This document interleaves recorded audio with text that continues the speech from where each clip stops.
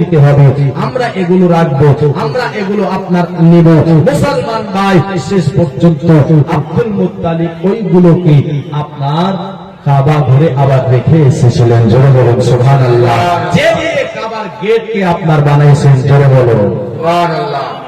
বাবাজি, বন্ধুগণ ভাই, আপনাকে আমি সংক্ষেপ শোনাই।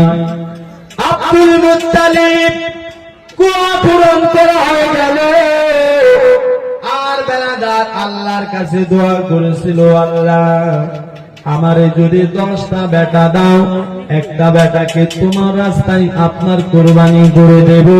আর আমার আল্লাহ 10-এর বদলে 12টা বেটা দিয়েছিল। কয়টা? 12টা বেটা দিয়েছে।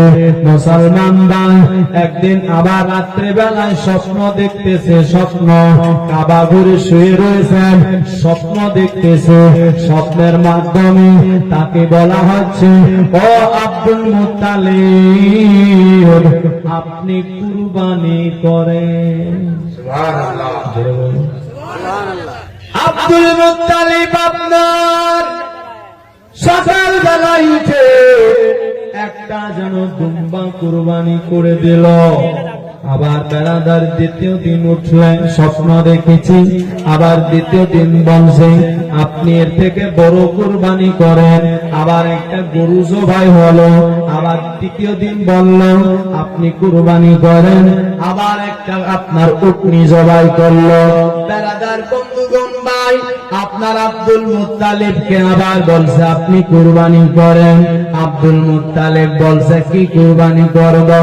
আপনার যা ছিল আমি তো করে নিয়েছি, বকরি করেছি, আপনার এবং কি আপনার গরু, আপনার এবং কি আপনার আমি উটনি আপনার কুরবানি করে ফেলেছি। আর এর থেকে কি বড় রয়েছে? আব্দুল মুত্তালিবকে বলে, আব্দুল মুত্তালিব, আপনি মনে করেন যখন আপনি জমজমের কুয়া পূরণ করতেছিলেন, তখন আপনি কি মান্যত মেনেছিলেন? তখন আপনি কি বলেছিলেন? একটুখানি বলো।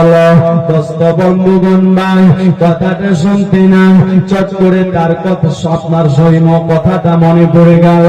আমি তো আমার একটা বেটাকে কুরবানি দিতে চেয়েছিলাম।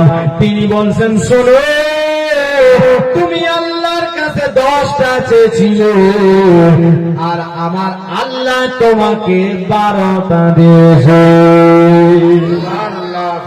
একটাকে কুরবানি করো। আচ্ছা, নিজের বেটাকে কেউ কাটতে পারবে? হ্যাঁ, যতই স্বপ্ন দেখেন, যতই স্বপ্ন দেখাক, আপনি আমি এটা পারি না মুসলমান ভাই। কিন্তু দেখেন কে ছিলেন তারা? আব্দুল মুত্তালিব বাড়ি গেল, বাড়িতে গিয়ে 12টা বেটাকে ডাকলো। হারিস, ও হারিস।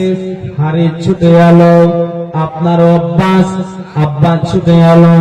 আপনার আমির হামজা ছুটে এলো। আবু লাহাব, আবু তালিব সবাই ছুটে আসলো। আব্দুল্লাহ, সবাই এক এক করে 12 জনাই ছুটে চলে এসেছে।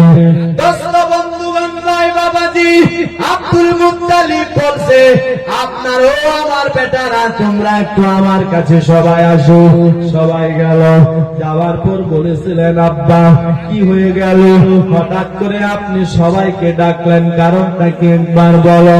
হারিসকে বলছে, বেটারি, যখন আমি আপনার যখন আমি জমজমের কুয়া পূরণ করছিলাম, তুমি তো তখন ছিলে, তুমি তো বলতে পারবে।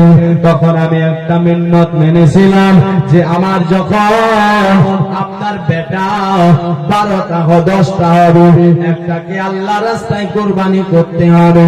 বেটা আল্লাহ এখন চাই একজনকে আল্লাহ রাহে কুরবানি করতে হবে। বেটা বলে, তোমরা 12 জন আছো, আমি কাকে কুরবানি করব? একজন বলছে আমাকে করো, আরেকজন বলছে আব্বা আমাকে করেন, আরেকজন বলছে আমাকে করেন। এক রাওয়াতে আরো আছে, সবাই বলছে না, আমরা কুরবানি হতে পারবো না। তবে নবীর আব্বা আব্দুল্লাহ বলেছিলেন, আব্বা আমারে কুরবানি করো। সুবহানাল্লাহ, সুবহানাল্লাহ। রাস্তায় আব্বা আমাকে কুরবানি করে।